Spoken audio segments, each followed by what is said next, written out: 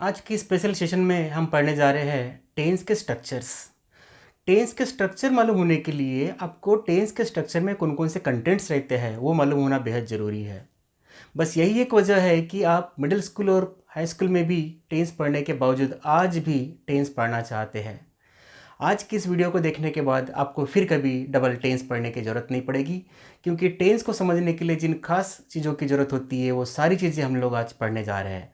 तो शुरू से लेकर अंत तक इस वीडियो में बने रहिएगा। समझना ज़रूरी होता है जिसमें सब्जेक्ट वर्ब और ऑब्जेक्ट होता है।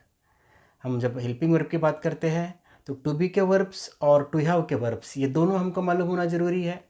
अगर आपको ये वर्ब मालूम नहीं है तो डिफरेंट सब्जेक्ट के साथ में डिफरेंट कौन कौन से हेल्पिंग वर्ब्स का यूज़ किया जाता है ये आप नहीं समझ पाओगे और बस इसी एक वजह से आप सेंटेंस नहीं बना पाओगे।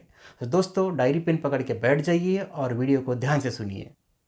ऐसा अक्सर होता है दोस्तों कि टेंस को कई बार पढ़ने के बावजूद जब सेंटेंस कंस्ट्रक्शन की बात आती है या टेंस को इम्प्लीमेंट करने की बात आती है तो आपको कई सारी समस्याओं का मुकाबला करना पड़ता है। ऐसा सिर्फ इस वजह से होता है कि आपने टेंस को पढ़ लिया, जो आप फार्मूला या रूल कहते हैं उनको समझ लिया, लेकिन आपने उसको इम्प्लीमेंट नहीं किया है। इम्प्लीमेंट करने के लिए सेंटेंस के प्रॉपर कंस्ट्रक्शंस आपको टेंस वाइज आने बहुत ज़रूरी होते हैं। इन्हीं को आज हम पढ़ने जा रहे हैं इस वीडियो में। शुरू से लेकर अंत तक बने रहिएगा दोस्तों। हम आज का सेशन शुरू करने जा रहे हैं। टेंस की डेफिनेशन क्या होती है, टेंस के मेन प्रकार कितने होते हैं, टेंस के सब टाइप्स कितने होते हैं और टोटल कितने टाइप्स होते हैं, ये हमने फर्स्ट पार्ट में पढ़ा है, जिसका ये रहा थंबनेल और लिंक मैंने डिस्क्रिप्शन में दे दी है। आज के इस वीडियो में हम पढ़ने जा रहे हैं कि टेंस के स्ट्रक्चर्स कैसे बनते हैं। टेंस के स्ट्रक्चर्स को समझने के लिए हमें टेंस के मेन प्रकार को फिर से समझना ज़रूरी है। टेंस में टोटल 12 टेंस होते हैं, जिसमें से 2 ऐसे टेंस होते हैं जिनको हम नॉन कॉम्प्लेक्स टेंस कहते हैं। और इनको नॉन कॉम्प्लेक्स टेंस इसलिए कहा जाता है क्योंकि इसमें हेल्पिंग वर्ब्स का यूज़ नहीं होता है। और ये है सिंपल प्रेजेंट टेंस ये और सिंपल पास्ट टेंस, जिसको आप प्रेजेंट इंडेफिनिट टेंस या पास्ट इंडेफिनिट टेंस भी कहते हैं। इनको छोड़ दिया जाए तो प्रेजेंट टेंस के बचे हुए 3 और पास्ट टेंस के बचे हुए 3 ऐसे 6 टेंस को कहा जाता है कॉम्प्लेक्स टेंस। इसलिए क्योंकि इसमें टू बी के हेल्पिंग वर्ब्स या टू हैव के हेल्पिंग वर्ब्स का यूज़ होता है, इसलिए हम इनको कॉम्प्लेक्स टेंस कहते हैं। जबकि फ्यूचर टेंस के चारों टेंस को हम मॉडल टेंस कहते हैं, क्योंकि उसमें मॉडल ऑक्सिलरी का यूज़ होता है। सबसे पहले हम बात करेंगे प्रेजेंट सिंपल टेंस की, जिसको हम प्रेजेंट इंडेफिनिट कहते हैं। इसको क्यों प्रेजेंट इंडेफिनिट कहते हैं? क्योंकि ये डेफिनिट नहीं है। डेफिनिट क्यों नहीं है? क्योंकि ये कभी भी हो जाता है। ये हैबिट है दोस्तों। मोहन प्लेज गिटार, जब मर्जी हो तब वो गिटार बजाता है। सुधा सिंग्स सॉन्ग्स, जब इच्छा हो वो गा लेती है। आई प्ले क्रिकेट, मैं क्रिकेट खेलता हूँ जब मेरी इच्छा हो। ये डेफिनेट नहीं है, इसलिए इसको इंडेफिनेट कहा जाता है। इसके स्ट्रक्चर्स को देखते हैं तो 2 स्ट्रक्चर्स आपको पढ़ना पड़ता है। पहला स्ट्रक्चर होता है subject plus first form of verb plus object. इसके सेकंड स्ट्रक्चर में सब्जेक्ट की जगह पर third person singular number pronoun जैसे ही, शी, इट या किसी का नाम अगर आया हुआ है, तब उस कंडीशन में इसके बाद आने वाले वर्ब के फर्स्ट फॉर्म को एस या ई एस इनमें से एक सफिक्स लगाना पड़ता है और आखिरी में ऑब्जेक्ट का यूज़ होता है। सेकेंड है प्रेजेंट कॉन्टिन्यूस टेंस। इसका स्ट्रक्चर है subject plus am is are plus fourth form of verb plus object. Number third is present perfect tense. इसका स्ट्रक्चर है सब्जेक्ट प्लस हैव और हैज़ प्लस वर्ब का third form plus object. Number fourth is present perfect continuous tense and the structure is subject plus have been or has been plus fourth form of verb plus object. The next past simple tense or past indefinite tense and the structure is subject plus second form of verb plus object. Number 6th is past continuous tense or we can say past progressive tense and the structure is subject plus was or were plus fourth form of verb plus object. Number 7th is past perfect tense and the structure is subject plus had plus third form of verb plus object. Number 8th is past perfect continuous tense and the structure is subject plus had been plus fourth form of verb plus object. Number 9th is future simple tense or future indefinite tense, and the structure is subject plus shall or will plus first form of verb plus object. आजकल modern English में सिर्फ will इस model auxiliary का use होता है, शैल का use नहीं किया जाता है, किंतु आप कुछ सब्जेक्ट के साथ शैल का यूज़ कर सकते हैं, जैसे आई और वी इन प्रोनाउन के साथ शैल का यूज़ किया जाता है, बाकी सभी प्रोनाउंस के साथ विल का यूज़ किया जाता है. Number 10 is future continuous tense, and the structure is subject plus shall be or will be plus fourth form of verb plus object. Number 11th is future perfect tense, and the structure is subject plus shall have, will have plus third form of verb plus object. And the last one, number 12th, is future perfect continuous tense, and the structure is subject plus shall have been or will have been plus fourth form of verb plus object. ये हुई बात दोस्तों structure की, लेकिन structure मालूम होने से आपको सेंटेंस कंस्ट्रक्शन आ जाएगा ऐसा ज़रूरी नहीं है.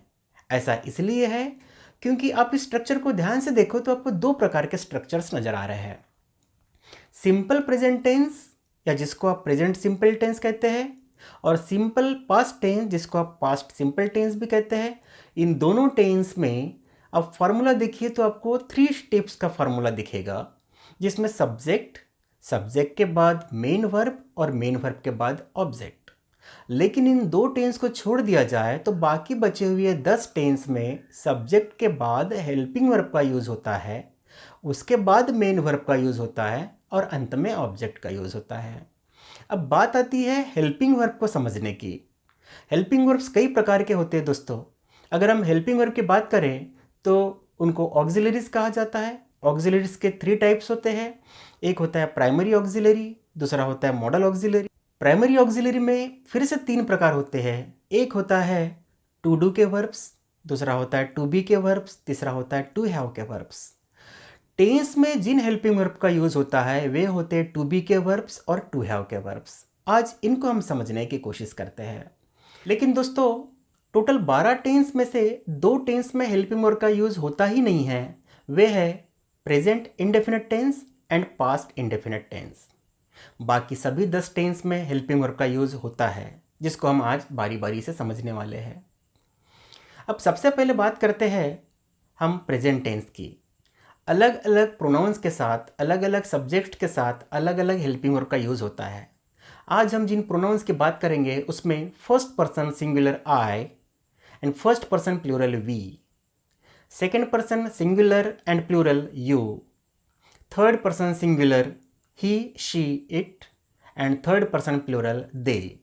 इन सभी प्रोनाउंस के साथ कौन कौन से टेंस में कौन कौन से हेल्पिंग वर्ब यूज़ होते हैं ये हम आज पढ़ने वाले हैं दोस्तों. ध्यान से सुनिएगा और वीडियो में अंत तक बने रहिएगा. सबसे पहले हम बात करते हैं प्रेजेंट इंडेफिनिट टेंस की, जिसका स्ट्रक्चर सिर्फ 3 स्टेप का है. मतलब सब्जेक्ट है, सब्जेक्ट के बाद मेन वर्ब का यूज़ होता है और अंत में ऑब्जेक्ट का यूज़ होता है. किसी हेल्पिंग वर्ब का यूज़ इसके असर्टिव फॉर्म में नहीं होता है. लेकिन जब हम प्रेजेंट कंटिन्यूस की बात करते हैं तो इसमें 3 हेल्पिंग वर्ब है जो कि एम, इज़ एंड आर है. अब हम बात करेंगे किस प्रोनाउन के साथ कौन सा हेल्पिंग वर्ब लगता है. फर्स्ट पर्सन प्लूरल वी के साथ आर का यूज़ करेंगे, सेकेंड पर्सन सिंगुलर यू के साथ आर का यूज़ और सेकेंड पर्सन यू प्लूरल के साथ भी आर का यूज़. जबकि third person singular pronoun he, she और इट के साथ हम इज़ का यूज़ करेंगे और थर्ड पर्सन प्लूरल दे इस प्रोनाउन के साथ आर का यूज़ करेंगे. इसके बाद आती है बात प्रेजेंट परफेक्ट टेंस की, जो कि बहुत इंपॉर्टेंट है. प्रेजेंट परफेक्ट टेंस में 2 हेल्पिंग वर्ब है, एक है हैव और दूसरा है हैज़. आप में से बहुत सारे स्टूडेंट्स को ये मालूम ही नहीं होता है कि हैव का यूज़ कहाँ किया जाता है और हैज़ का यूज़ कहाँ किया जाता है. बस इसी वजह से सेंटेंस कंस्ट्रक्शंस आपसे गलत हो जाते हैं. और आज इस बात को ध्यान से सुनिएगा कि ही, शी और इट ये थर्ड पर्सन सिंगुलर प्रोनाउन के साथ ही हैज़ का यूज़ होता है. बाकी सभी प्रोनाउंस के साथ हैव का यूज़ होगा. मतलब आई, वी, यू और दे इन प्रोनाउंस के साथ हम हैव का यूज़ करेंगे, जबकि ही, शी और इट इन प्रोनाउन के साथ हम हैज़ का यूज़ करेंगे। इसी तरह प्रेजेंट परफेक्ट कॉन्टिन्यूस टेंस में हैव बीन और हैज़ बीन का यूज़ होता है। तो अभी मैंने जैसे बताया कि जिस प्रोनाउन के साथ हैव का यूज़ होता है उन्हीं प्रोनाउन के साथ हैव बीन का यूज़ करेंगे, और जिन प्रोनाउन के साथ में हैज़ का यूज़ होता है उन प्रोनाउन के साथ हैज़ बीन का यूज़ करेंगे। इस तरह प्रेजेंट परफेक्ट कॉन्टिन्यूस टेंस के भी हेल्पिंग वर्ब को हमने समझ लिया है। अब बात आती है पास्ट टेंस की। पास्ट टेंस में पहला है नंबर 5 पास्ट इंडेफिनिट टेंस, जिसमें कोई भी हेल्पिंग वर्ब नहीं है, जबकि नंबर 6 पे आएगा पास्ट कॉन्टिन्यूस टेंस। इसमें 2 हेल्पिंग वर्ब है, वॉज एंड वर।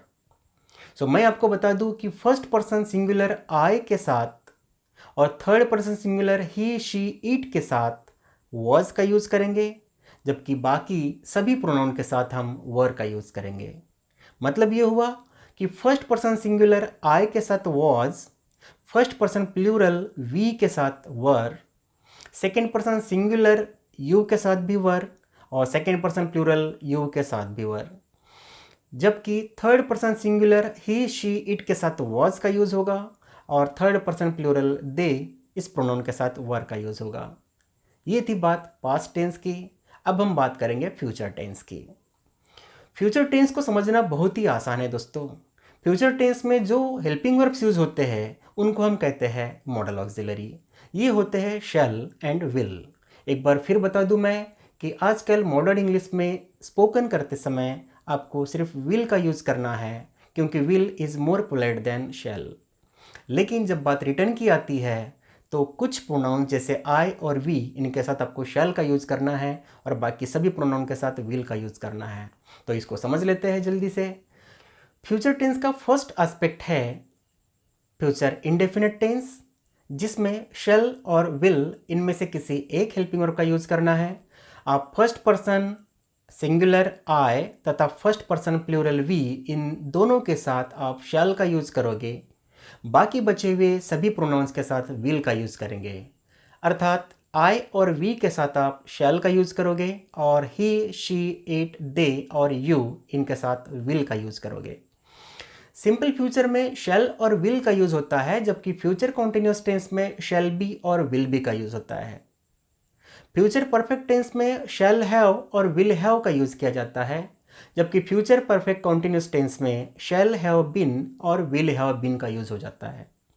सो आपको ये बात अगर समझ में आ जाती है कि शैल का यूज़ कहाँ पर होता है और विल का यूज़ कहाँ पर होता है, तो आप बाकी हेल्पिंग वर्ब्स को भी उसी तरह यूज़ करोगे। अर्थात जिस प्रोनाउन के साथ शैल का यूज़ हुआ है, जैसे आई और वी, इन्हीं के साथ शैल बी का यूज़ होगा, इन्हीं के साथ शैल हैव का यूज़ होगा और इन्हीं के साथ शैल हैव बीन का यूज़ होगा। जबकि जिन प्रोनाउन के साथ विल का यूज़ हुआ है, उन्हीं प्रोनाउन के साथ विल बी का यूज़ होगा, उन्हीं के साथ विल हैव का यूज़ होगा और उन्हीं के साथ विल हैव बीन का यूज़ होगा। इस तरह अगर आपको हेल्पिंग वर्ब्स का सिस्टम समझ में आ जाता है तो सेंटेंस कंस्ट्रक्शन बहुत आसान हो जाता है ना दोस्तों। पते की बात, आपको ये वीडियो अच्छा लग रहा है तो इसके लाइक कर दीजिए और अभी तुरंत चैनल को सब्सक्राइब कर दीजिए। जब सेंटेंस कंस्ट्रक्शन की बात आती है तो आपको और एक समस्या का सामना करना पड़ता है, वह यह है कि किस टेंस में वर्ब का कौन सा फॉर्म यूज़ होता है, ये आपको मालूम होना ज़रूरी होता है। तो दोस्तों आज हम step by step sentence construction करेंगे अलग अलग प्रोनाउंस के साथ अलग अलग वर्ब के। आज हम जो सेंटेंस कंस्ट्रक्ट करने जा रहे हैं उसमें जिस वर्ब का हम यूज़ करेंगे वो है सिंग। मेन वर्ब, जिसको बेस वर्ब या रूट वर्ब कहा जाता है या प्रिंसिपल वर्ब कहा जाता है, ये हम ले रहे हैं सिंग, SING सिंग। इसका सेकेंड फॉर्म मतलब पास्ट फॉर्म होता है SANG सैंग, जबकि इसका पास्ट पार्टिसिपल फॉर्म यानी थर्ड फॉर्म होता है संग, SUNG। इसका fourth form present participle form होगा सिंगिंग, SINGING। हम सेंटेंस बनाते हैं आई, वी, यू, ही, शी और दे के साथ। हम सभी 12 टेंस में ये सेंटेंस बनाने जा रहे हैं। हम सब्जेक्ट ले रहे हैं आई और ऑब्जेक्ट ले रहे हैं सॉन्ग। तो सेंटेंस ऐसे होगा, I sing a song. Second, I am singing a song. Third is I have sung a song. Fourth will be I have been singing a song. Fifth is I sang a song. Sixth is I was singing a song. Seventh is I had sung a song. And eighth is I had been singing a song. Ninth is I shall sing a song. 10th is I shall be singing a song. 11th will be I shall have sung a song. First person singular pronoun I के बाद हम sentence बनाएंगे first person plural pronoun we के साथ, और sentence कुछ ऐसे होंगे। आपको मेरे साथ बोलना है, आपके सामने स्ट्रक्चर्स लिखे हुए हैं, आप मेरे साथ बोलोगे। Let's start. We sing a song, we are singing a song, we have sung a song, we have been singing a song. We sang a song, we were singing a song, we had sung a song, we had been singing a song. We shall sing a song, we shall be singing a song, we shall have sung a song, we shall have been singing a song. अब हम sentence construct करेंगे you इस pronoun के साथ। You second person singular भी है और you second person plural भी है। इसके सेंटेंस हम बनाएंगे और वे ऐसे होंगे। You sing a song, you are singing a song, you have sung a song, you have been singing a song. You sang a song, you were singing a song, you had sung a song, you had been singing a song. You will sing a song, you will be singing a song, you will have sung a song, you will have been singing a song. अब हम third person singular number ही इस pronoun से sentence बनाएंगे। आप मेरे साथ बोलोगे। Let's start. He sings a song. इसमें मैं ही सिंग अ सॉन्ग न बोलते हुए ही सिंग्स अ सॉन्ग ऐसा सेंटेंस बनाया है।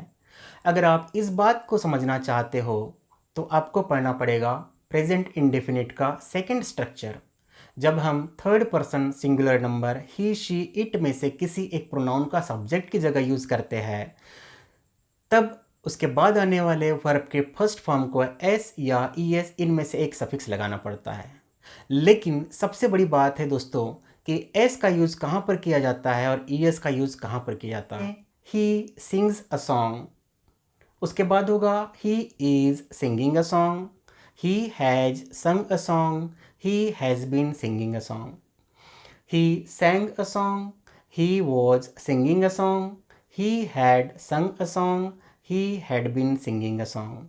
He will sing a song, he will be singing a song, he will have sung a song, he will have been singing a song. अब हम sentence बनाएंगे she इस pronoun को लेकर। तो सेंटेंस ऐसे बनेंगे, आपको मेरे साथ बोलना है।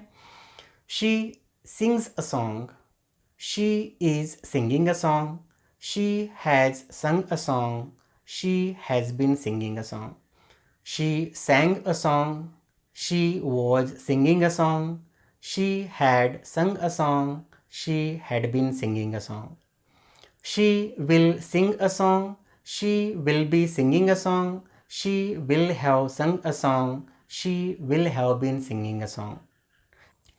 इसके बाद हम इट इस third person singular number pronoun से सेंटेंस कंस्ट्रक्ट नहीं करेंगे, क्योंकि इट का यूज़ हम नॉन लिविंग थिंग्स के लिए यूज़ करते हैं और नॉन लिविंग थिंग तो गाना नहीं गाएगी ना दोस्तों। सो हम थर्ड पर्सन प्लूरल प्रोनाउन दे का यूज़ करके सेंटेंस बनाएंगे और सेंटेंस कुछ ऐसे बनेंगे। आप मेरे साथ कहोगे। They sing a song, they are singing a song, they have sung a song, they have been singing a song. They sang a song, they were singing a song, they had sung a song, they had been singing a song. They will sing a song, they will be singing a song, they will have sung a song, and they will have been singing a song. इतनी देर से video देखते हुए भी अगर आपने अभी तक इस वीडियो को लाइक नहीं किया है तो तुरंत लाइक कर दीजिए, और पहली बार आप चैनल पर हैं तो इसे सब्सक्राइब कर दीजिए।